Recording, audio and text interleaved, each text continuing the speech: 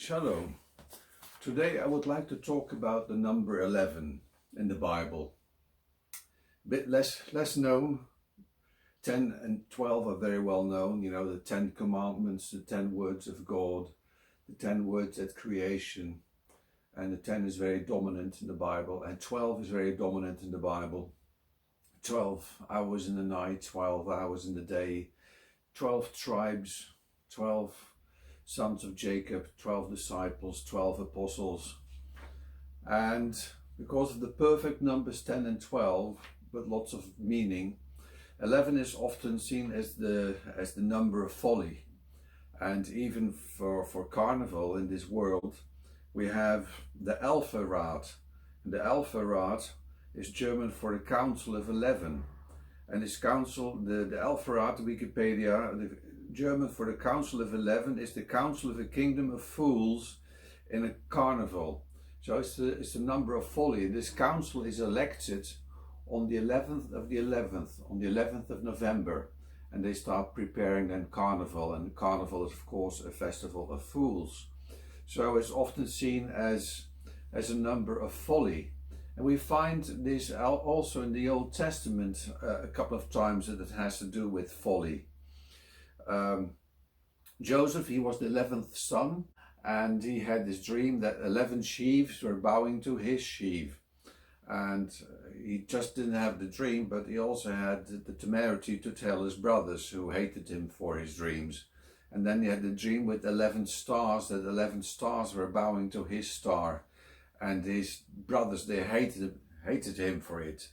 And of course, the utmost folly was the fact that his brothers, they sold him. They sold the 11th son. They sold Joseph. So that's folly. So we find it as folly in the Bible as well. And Delilah, in the story of Delilah, she gets 1100 shekels.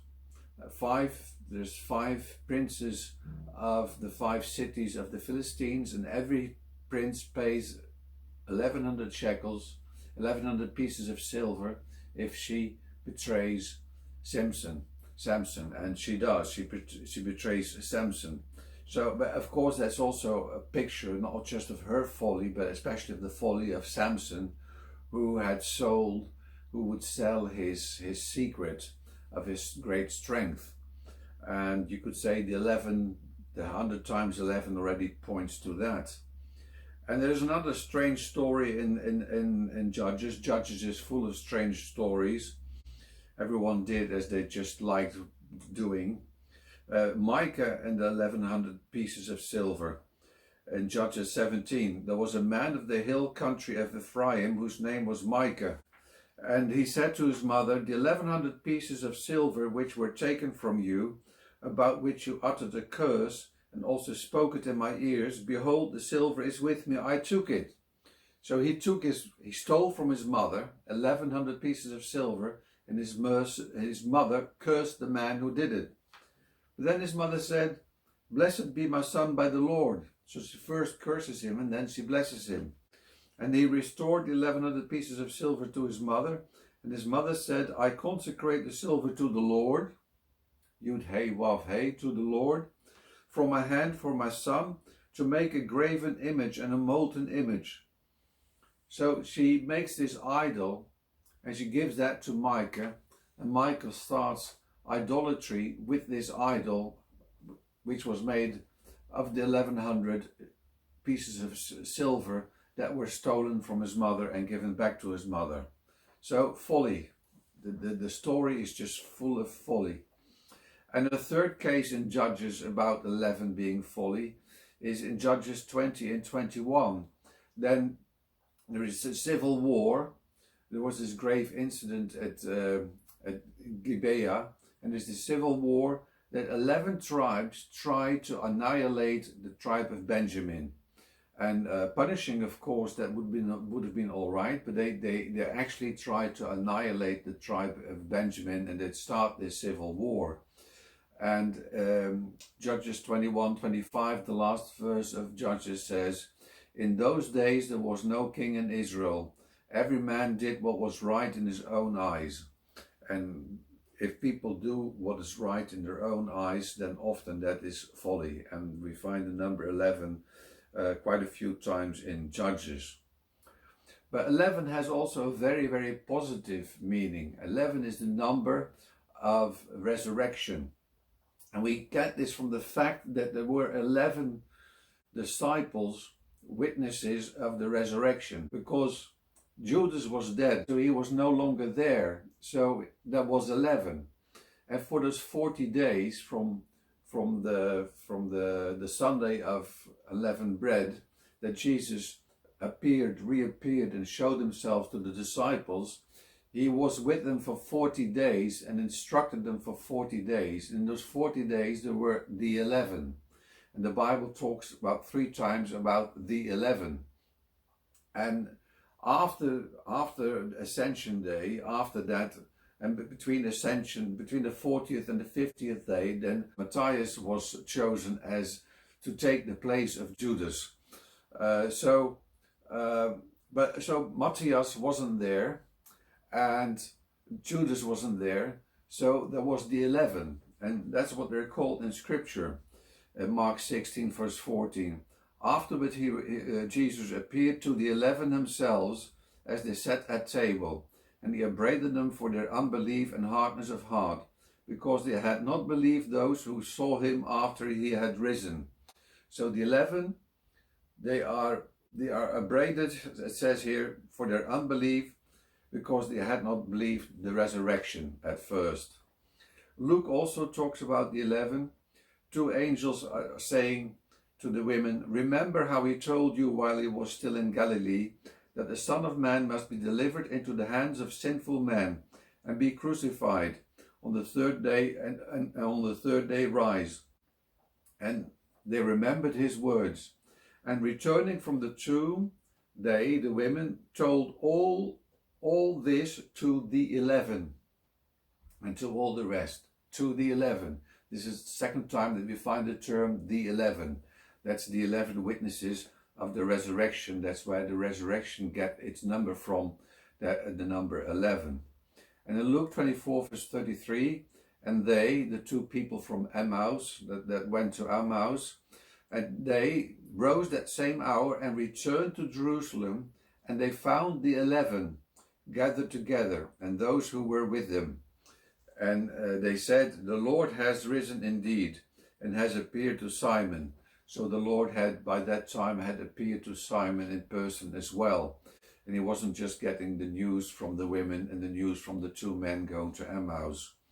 So 3 times we have this term, the 11. We also find the 11 having to do with resurrection in the chapter numbering, the numbering of the chapters and the numbering of the verses. And many people find this difficult because they believe that this was done in the Middle Ages. In the late Middle Ages, the chapters and the verses were numbered. So, you know, until the year 1200, there was no numbers and no chapter numbers and no verse numbers. But this was done in the late Middle Ages. And lots of people believe that this is not inspired, this is man-made. But often I've seen that there is certain inspiration, not just with the number of 11, but with many other numbers, that indeed there is inspiration in those chapter numbering and verse numbering as well. And Jesus says, you know, there's a big story about raising Lazarus from the dead. And we read that in John. Yes, in John number 11. In John 11, we get the story of Lazarus being raised from the dead. And it's not just in John 11. The story is told in 44 verses, 4 times 11. And he was for 4 days dead in the grave. So we get the 4 of the 4 days and 11 of the resurrection. And the story is told in 44 numbers, 44 verses. And there's also this discussion between Jesus and Martha, where he says, I am the resurrection. So when Jesus says, I am the resurrection, and I am the life, where does he say that? He says that in John 11. John 11 verse 21, Martha said to Jesus, Lord, if you had been here, my brother would not have died. And even now I know that whatever you ask from God, God will give you. And Jesus said to her, your brother will rise again. See, they're discussing the resurrection. And Martha said to him, I know that he will rise again in the resurrection at the last day. So, see, he goes along in the discussion. And Jesus said to her, I am the resurrection and the life. He who believes in me, though he die, yet shall he live. And whoever lives and believes in me shall never die. Do you believe this? So he has this discussion with Martha about the resurrection, and he states that he is the resurrection in John 11. And in John 11 verse 39, Jesus said, take away the stone. Martha, the sister of the dead man, said to him, Lord, by this time there will be an odor, for he has been dead 4 days. 4 days. So it's a big miracle. It's not just someone who just passed away, that he is resurrected, resurrecting from the dead. It's someone who's been dead for 4 days. And then we get the crescendo of the story in the verses 43 and 44. 11:43. When he had said this, he cried with a loud voice, Lazarus, come out.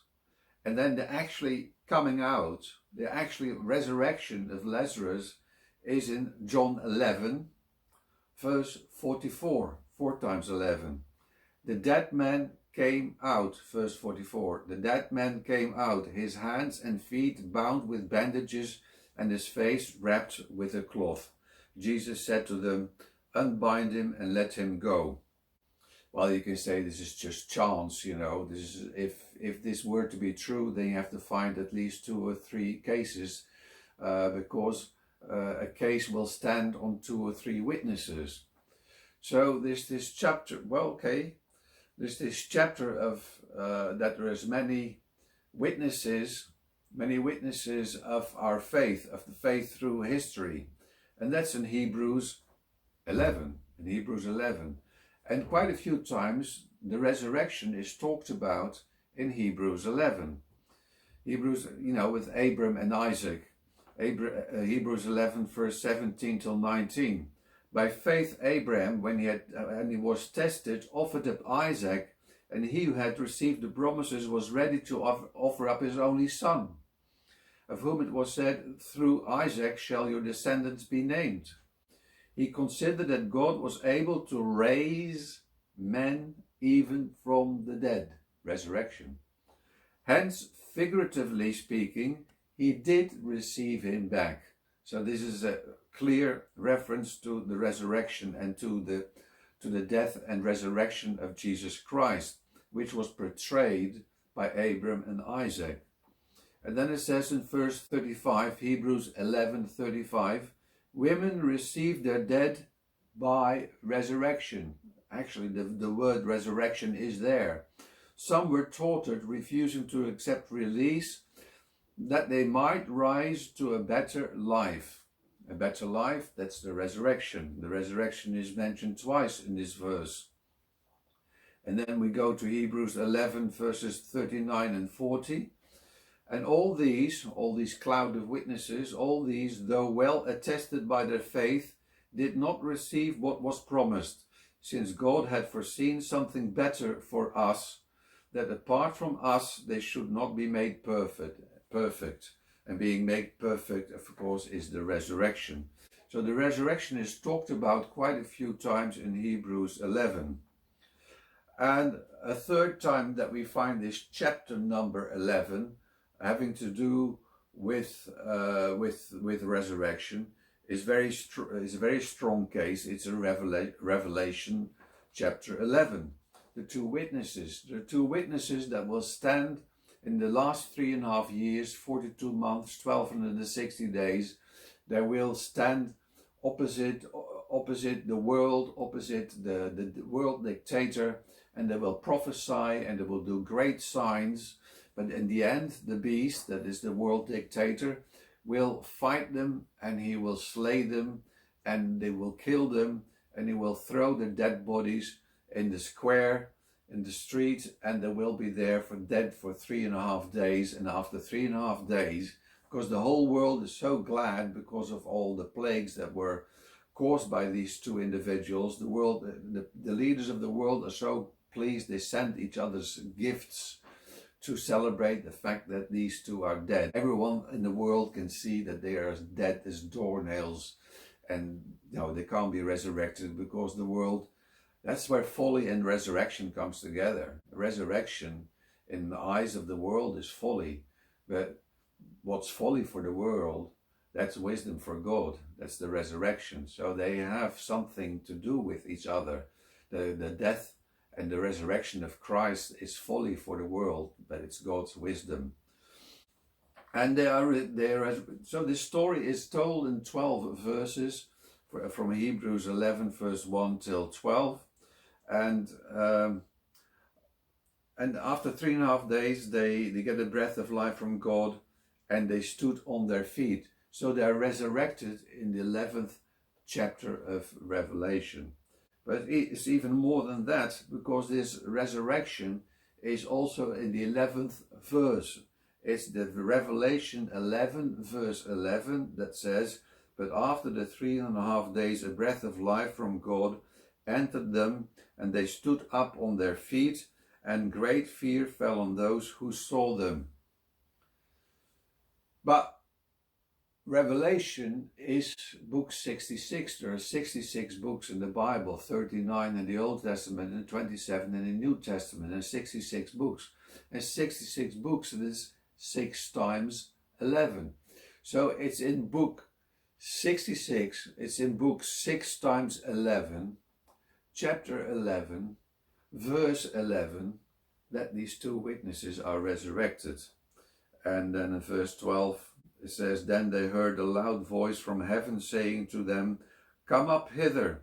And in the sight of their foes, they went up to heaven in a cloud." So it's not just that they're resurrected from the dead, they also ascend up to heaven, just like Enoch and just like Elijah. In full view of the whole world, they ascend to heaven. And they're taken up in a cloud. Here we see this, that the chapter numbers of John 11, Hebrews 11 and Revelation 11, they underline the meaning of 11 is the number of the resurrection. Now, can we find this back? Can we find this resurrection of and 11 in the Old Testament as well? Yes, let's return to Joseph. Joseph is the 11th son.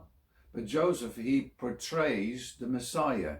He is a picture of Jesus, of the Messiah who comes twice.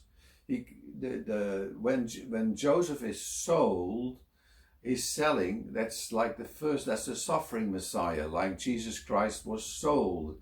And he's being in the pit and he's being in prison. That's like Jesus Christ being in death, being in the grave. But then Jesus Christ is resurrected from the grave, and likewise in like manner he comes out of prison and he's restored, not just restored, but he's glorified. He becomes the second in the empire of the Egyptians. He is the second man, he's the viceroy, he's the second man under the Pharaoh, just like Jesus Christ is the second under God the Father. And the Pharaoh gives authority and power to Joseph. He says, if you want corn, go to Joseph. And God will send Jesus Christ to this earth and with his authority. If you want something, go to Jesus.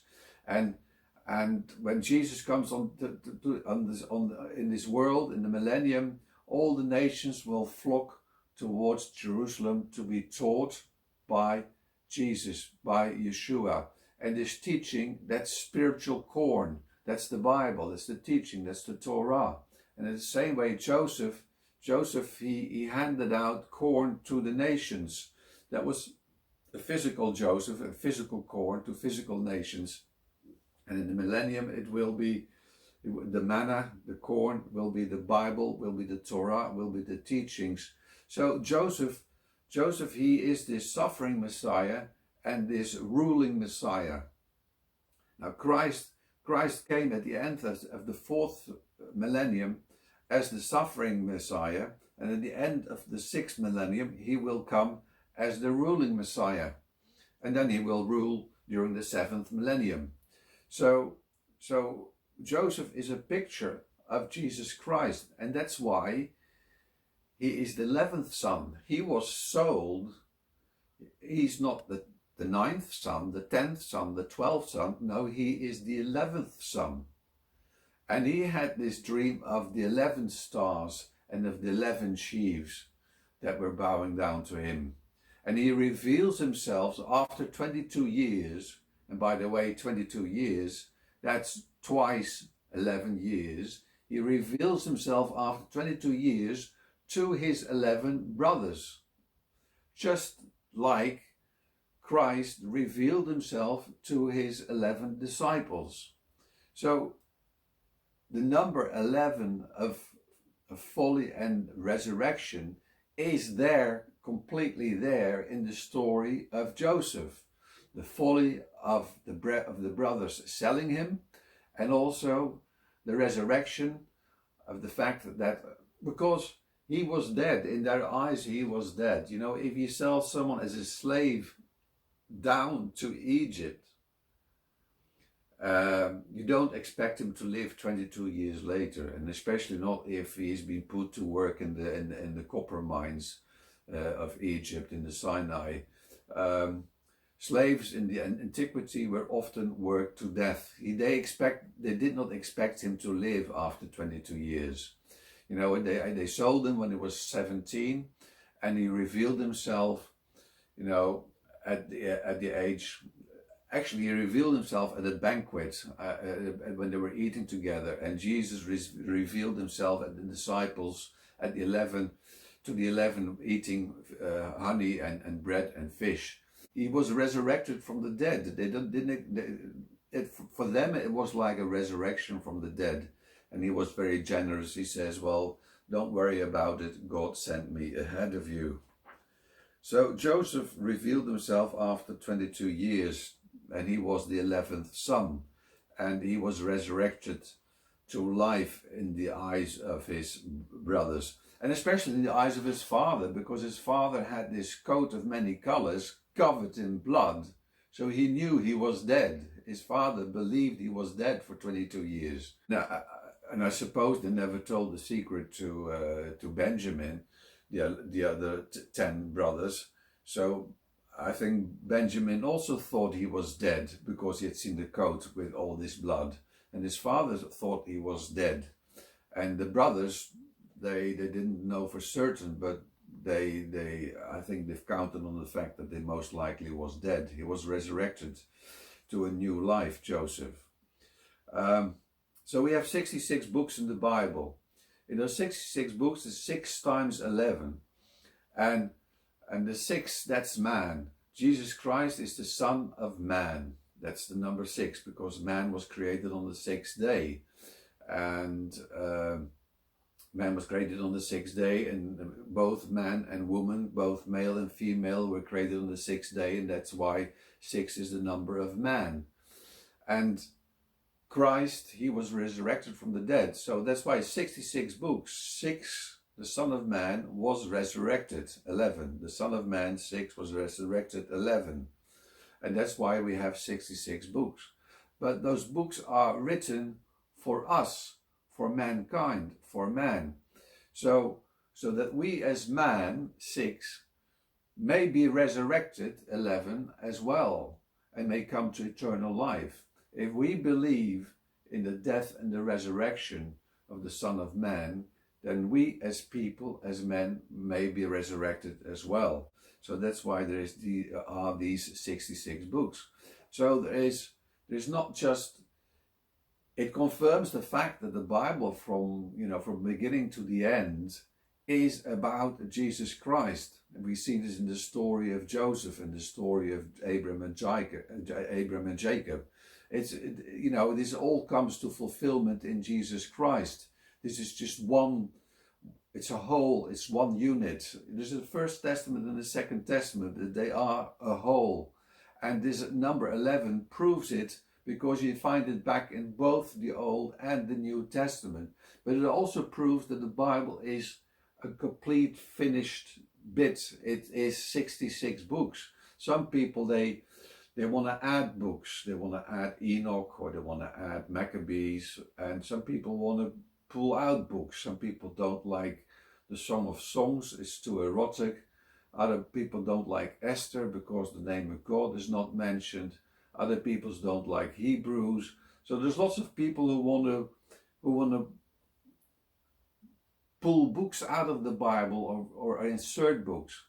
But then everyone, no, it's God did not make mistakes. He gave 66 books because they give his wisdom for what men see as his folly. And about folly and wisdom, I want to read 1 Corinthians 1 verse 18. 1 Corinthians 1 verse 18. For the word of the cross is folly to those who are perishing, but to us who are being saved it is the power of God. For it is written, I will destroy the wisdom of the wise, and the cleverness of the clever I will thwart. Where is the wise man? Where is the scribe? Where is the debater of this age? Has not God made foolish the wisdom of the world? For since in the wisdom of God the world did not know God through wisdom, it pleased God through the folly of what we preach to save those who believe. And what is the folly that we preach? The folly is that we preach a Christ, a man who died and was resurrected. And to the world, that's a folly, because after death there's nothing, you can't be resurrected. There's the death of Christ and his resurrection, that's folly to the world. But it's God's wisdom. For Jews demand signs and Greeks seek wisdom, but we preach Christ crucified and resurrected. A stumbling block to Jews and folly to Gentiles. But to those who are called, both Jews and Greeks, Christ the power of God and the wisdom of God. For the foolishness of God is wiser than men, and the weakness of God is stronger than men. Yeah, it's God's foolishness, but it's full of wisdom. It's God's weakness, but it's full of strength. And that's why there is the knowledge of the number 11 does not take away from the Bible. It does not take away from God. It enhances the Bible. It gives a new light on the old stories, and it gives extra light, and it gives extra. It strengthens our faith, because we may know that Jesus Christ died for our sins and he was resurrected. And if we believe that, then we will be resurrected as well. Has Jesus Christ died for your sins? Have you accepted his sacrifice?